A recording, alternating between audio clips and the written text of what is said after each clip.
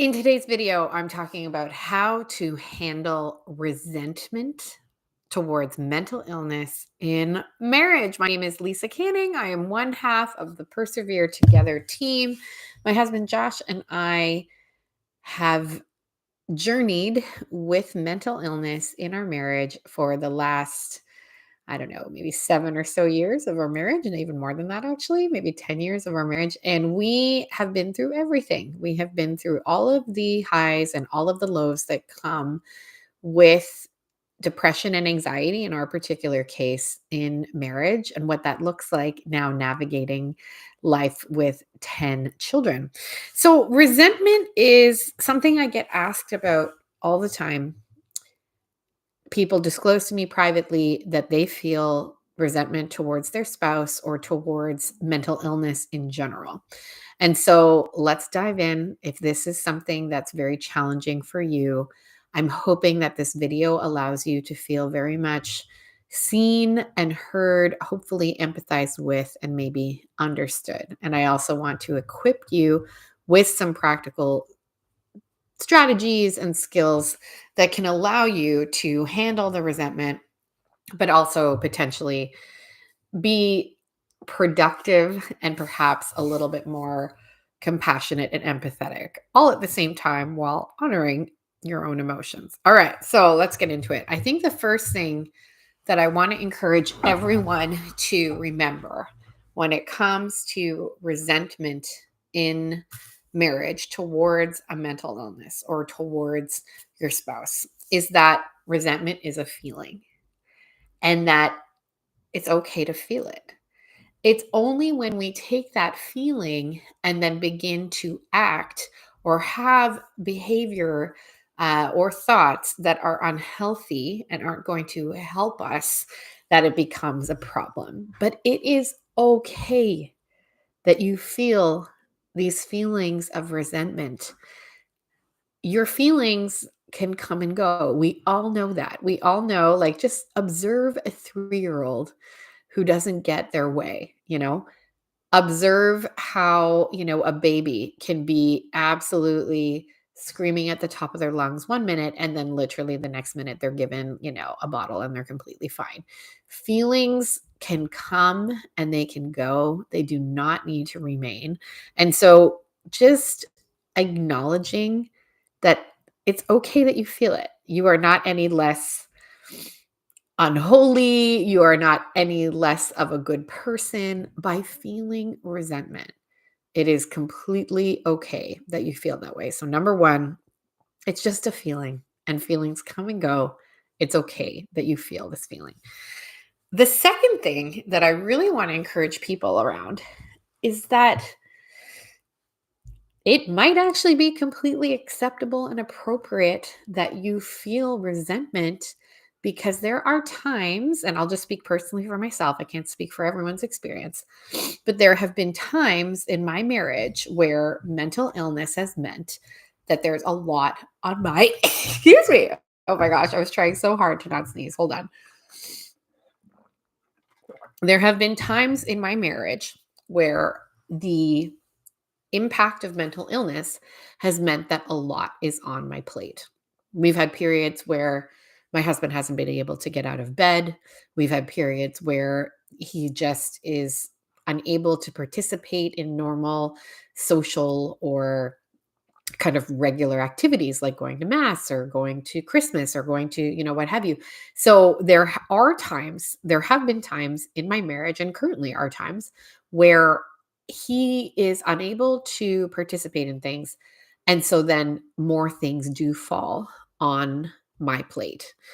And I think it's important that we come to a place of acceptance that this is just something that comes along with mental illness. There will be times that more is on your plate in every capacity, mentally, emotionally, physically. And I think the faster that we come to this place of acceptance, the faster actually we can take resentment and reframe it into something a lot more productive. I want to give the example of if you had a child, and I use this example a lot. If I had a child who was in a wheelchair, um, I would probably have to do a lot of things differently. I'd have to build a ramp for my house. I'd probably have to make a modification on my car. There would probably be places that I'd be able to go to easily, but there would probably be places that I would have to kind of like rethink a trip or rethink the way I operate, right?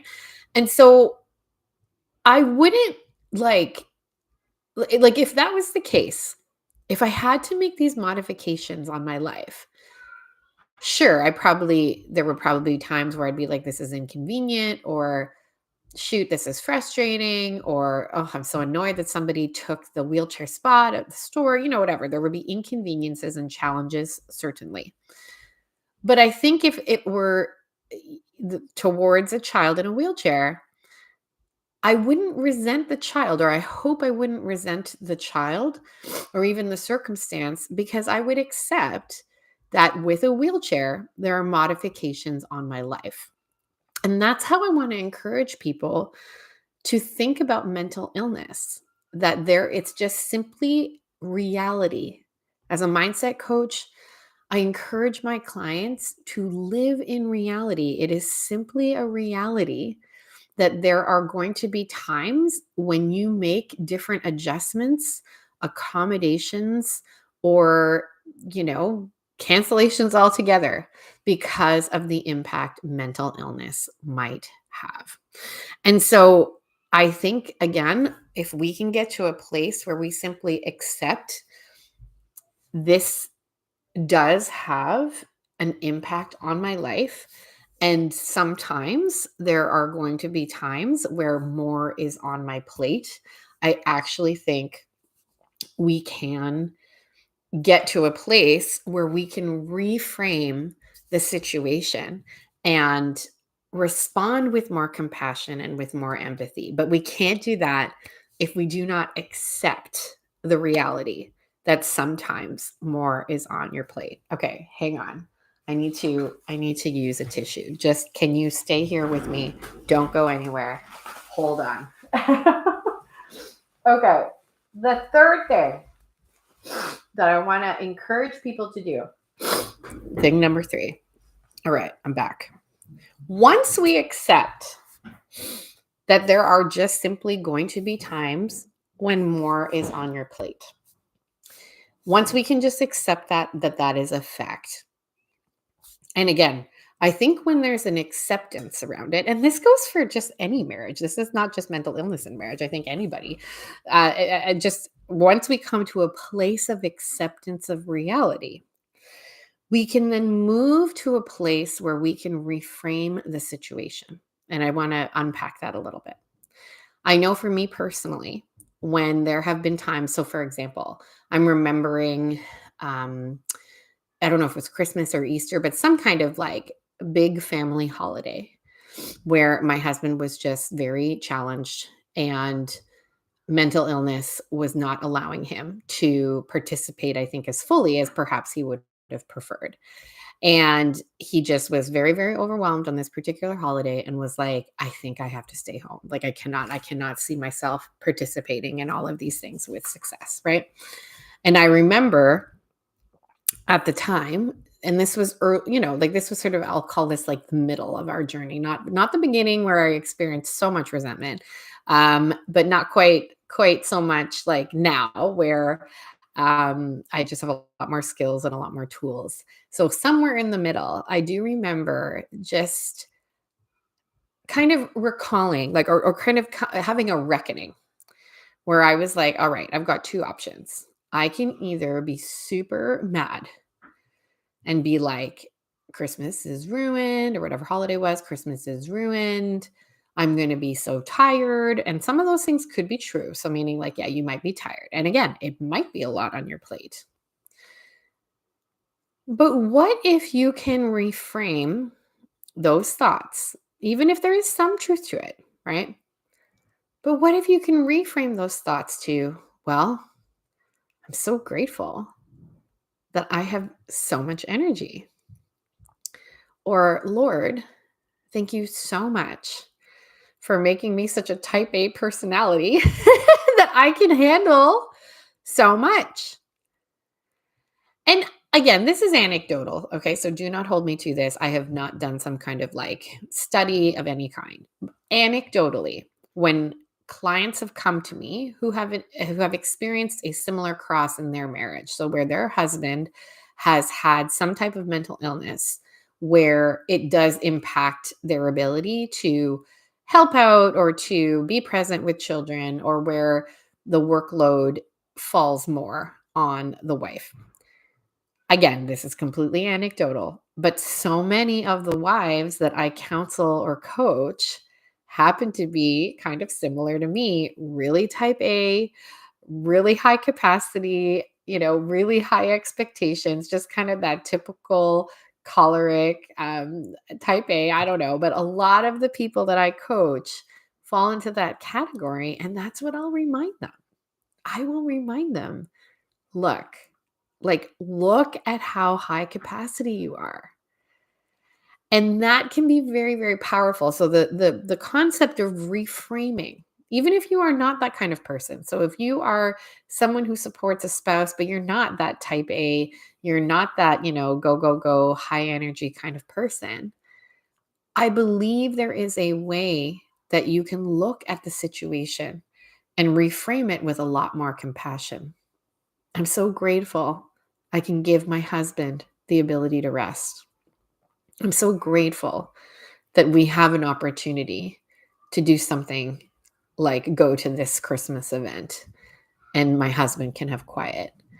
Even just something as simple as, I'm disappointed my husband can't come to Christmas, and that's okay.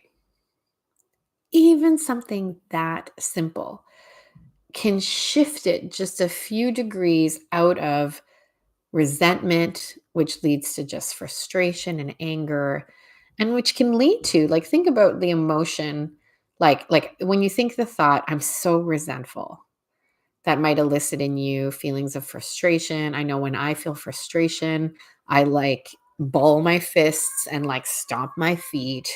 And I might be very passive aggressive, or I just might not be like the most positive or happy person to be around. Like, we always want to examine the fruits of our thoughts. Whereas I'm really disappointed that my husband can't make it to Christmas, and that's okay. In myself, that produces an emotion of compassion. And when I'm compassionate, I'm like gentle. I'm a little bit more gentle. I'm a little bit more take it easy on myself. You know what I mean? Like, there's just a little bit more flexibility. And that's going to produce a much better fruit than the original thought that I gave you. And so once we've reached a place of acceptance of our reality, then we can reframe our thoughts around any given situation, in my humble opinion. I'll never forget one of the people that I have followed for a really long time. She is a secular coach. Her name is Brooke Castillo, and she was coaching someone. She makes available these coaching calls, these recordings, and she was coaching someone who, I don't think mental illness was in the picture, but she was a single mom, and she just simply, if I'm being very just like frank about it, she was just complaining. She was going on and on and on and on about all the things that are on her plate, and the coach, Brooke, couldn't, like, there was nothing, like nothing she was saying was sort of getting through to this particular client. But where she landed, and it was interesting because I was like challenged by it. She was like, "What if you simply do have a lot on your plate, and that's okay?" And that's what brought the client peace. Every time Brooke would like try to reframe it in this way or that way, the client would get more and more just like frustrated, like more and more thoughts would come up. But when Brooke just simply presented, what if there is a lot on my plate right now and it's okay? That brought her a tremendous amount of peace. And so we want to examine where our thoughts are going to lead us and how it's going to impact everybody else in our lives, especially our children. And so to reframe once we've hit a place of acceptance can be hugely helpful. And then two final things I want to share, and that is to let God fill the gap or enter into this space of discomfort. This can be so difficult. Like to resentment can come from a lot of places. It can come from, and that's a really helpful thing to examine. Where is your resentment coming from? Is it coming from the fact that you have a lot on your plate? Is it coming from the fact that you had a very different picture for your marriage? Is it coming from the fact that you have to make all of these changes? Is it coming from the fact that it's simply just hard? And that's a really important point here that I didn't mention earlier. To examine where your resentment is coming from, where is it truly stemming from, can be very, very helpful. But to let God fill this gap or step into this space of discomfort, and you might be tempted, like me, I'm like this, to turn to food for comfort. You might be tempted to turn to your phone for comfort. I turn to my phone more than I care to admit. You might be tempted to turn to online shopping, to, really bad TV, like whatever. There might be like many things that you turn to. But my encouragement would be, if you deal with resentment, that you turn to God and truly let Him step into that space of, I am the thing that will comfort you. I'm the only thing that will comfort you. And there's a quote that I love to quote, and it's by St. Francis de Sales. And I'm going to just pull it up real quick. And he talks about how in times of suffering, do not look forward to what may happen tomorrow. The same everlasting Father who cares for you today will take care of you tomorrow and every day.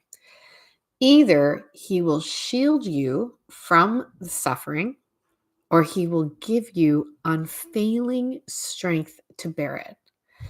And I cannot tell you how many times I have turned to this quote. Either He will shield you from suffering, or He will give you unfailing strength to bear it. That unfailing strength is not going to come from a bottle of wine. That unfailing strength is not going to come from a pint of ice cream or from, online shopping and the dopamine that brings you.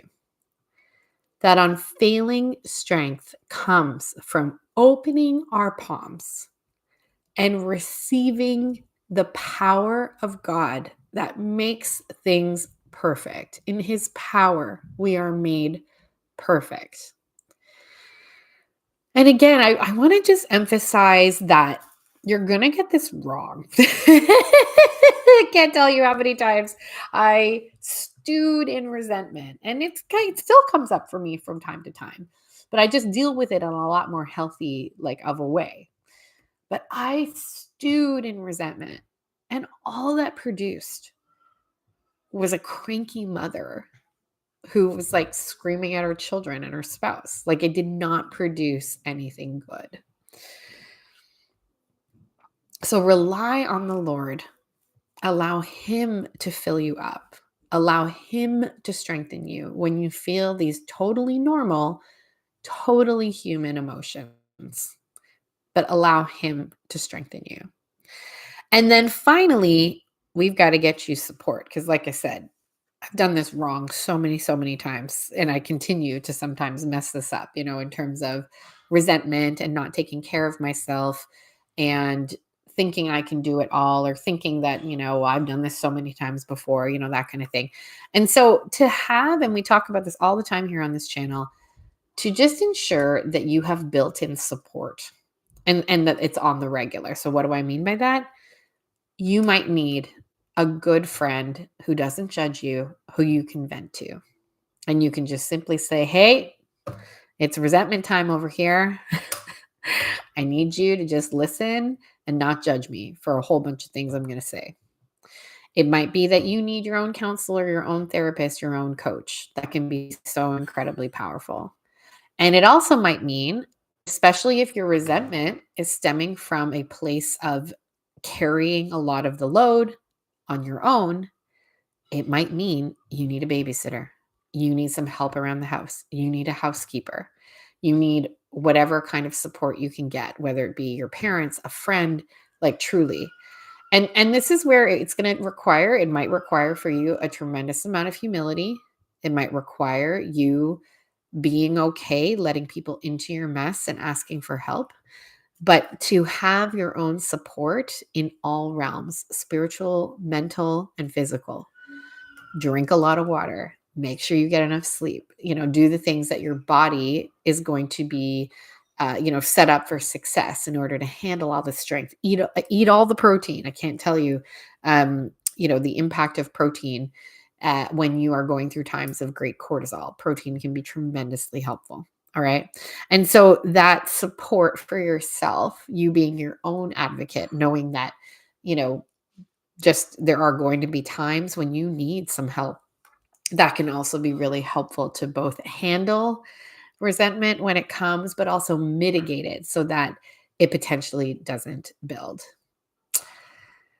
I hope this was a helpful video for you. Let me know in the comments below if it was, what helped about it, and let us know what else you want to hear from us here at Persevere Together. We believe that it is completely possible to have a happy and healthy marriage while navigating mental illness.